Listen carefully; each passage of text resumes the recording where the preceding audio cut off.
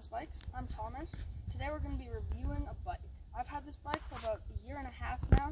It's performed pretty well in kind of everything I've done. I went to a couple downhill parks. I've taken on some XC rides too.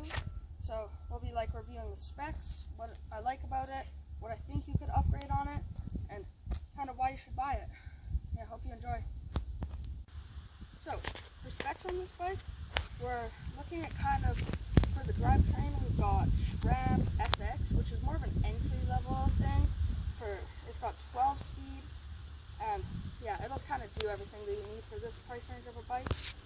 For the brakes, we have Sram Guide T's. It has 4-piston, and it has 180mm rotors front and back. And for really all you need for a trail bike.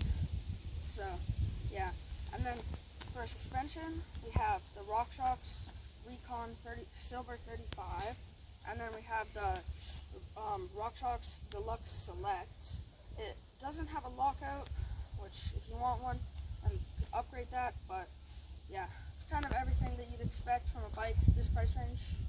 Hey guys, so now we're going to be talking about the performance of the bike. First of all, we're going to start with climbing. This bike is pretty good for climbing because it's a trail bike, so it's kind of meant to be best of both worlds in that sense. I've taken it up some really long 10 kilometers climbs. When I went to the North Shore, I went to Mount Rome, and there it's got a really long fire road, and I went up to the top. It handled pretty well. Didn't really have a problem with that. Yeah, it's pretty good. So now we're going to be talking about the trail riding abilities of it.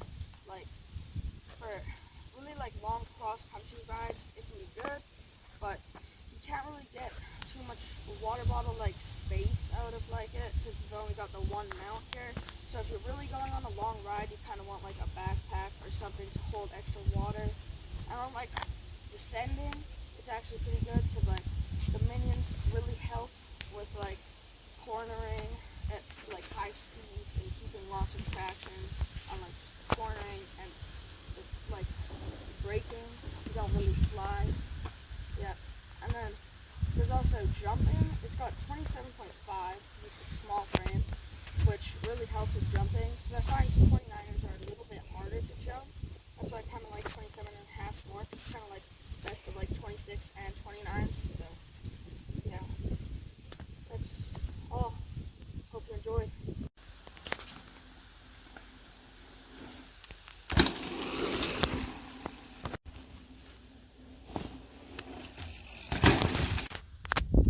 Hey, so now we're going to be talking about the things I like and the things I'd want to upgrade.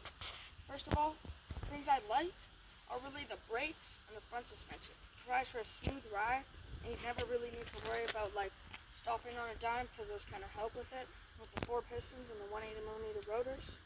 And for things that I'd like to upgrade, really I'd say kind of bottom bracket, because it's I forget, is it threadless or threaded? It's the one. This is the bad one. So you'd want to upgrade that.